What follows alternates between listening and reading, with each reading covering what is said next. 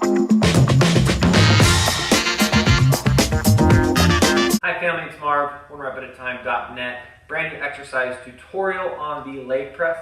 But yes, since we're in one rep layer right now, I don't have a leg press machine in here. But good news is I went down the street, shot some footage of the corporate gym, and we're going to use that to coach you through it. But with all of our exercise tutorial videos, I'm going to show the proper setup, execution, coaching cues, mental tips, whatever you want to call them. And then we will coach you through your first warm-up or working set until you feel confident and competent to do it on your own. So a lot to cover in a short period of time for the leg press. We typically have two different machines. You have the angle leg press that looks something like that, where you load a plate up onto the sled and your hips are lower than your feet. And then you have the weight stack leg press that looks something like this, that has your feet and your hips at the same angle. Now personally, I prefer the angle leg press, but based on what you have access to or your own personal preference, that's going to determine which one you use.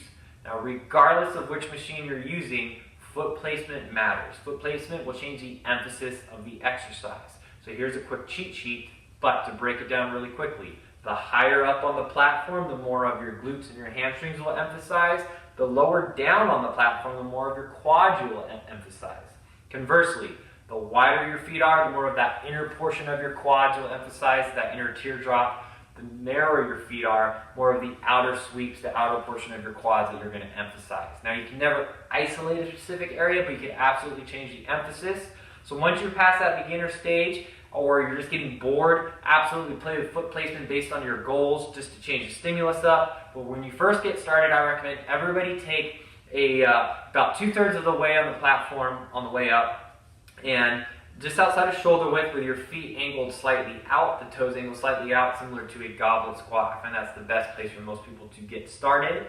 And no matter what stance you're doing, I always want you to put the pressure on your heels and the outer portion of your feet. That ensures that your legs are going in the direct, proper alignment and movement while you're pressing this exercise, okay?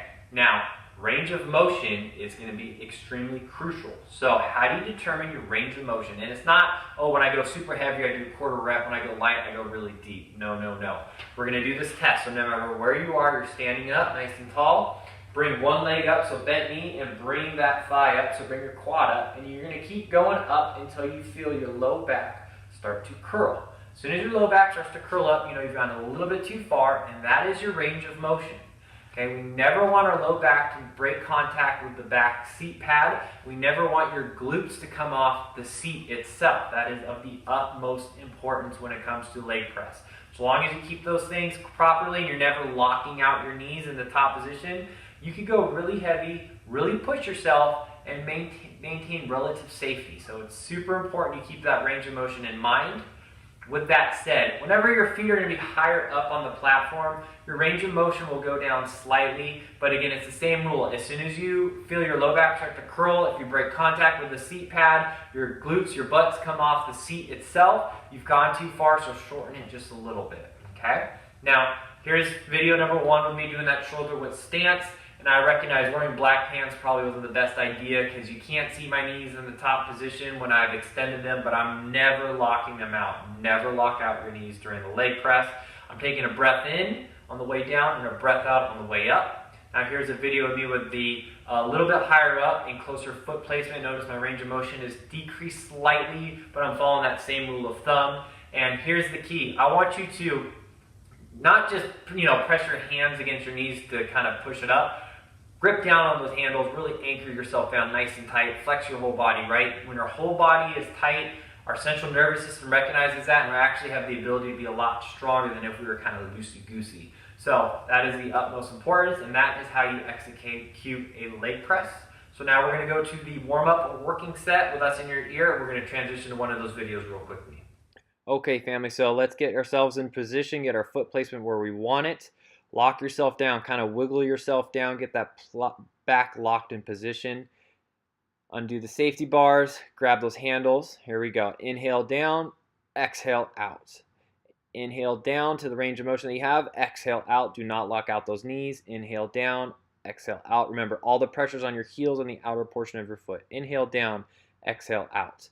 Inhale down, exhale out. Do not lock out those knees. Keep the strong back, right? Do not let your back curl up. Keep it flat. Keep gripping onto those handles as hard as you can. Anchor yourself down. Inhale down, exhale out. Inhale down, exhale out. Pressure's on the outside of your feet and your heels. Inhale down, exhale out. Let's do one more. Inhale down, exhale out, nice and rigid. Safely put the safeties back in place, and you've completed your first warm-up set. And that, family, is how you do the leg press, one rep at a time.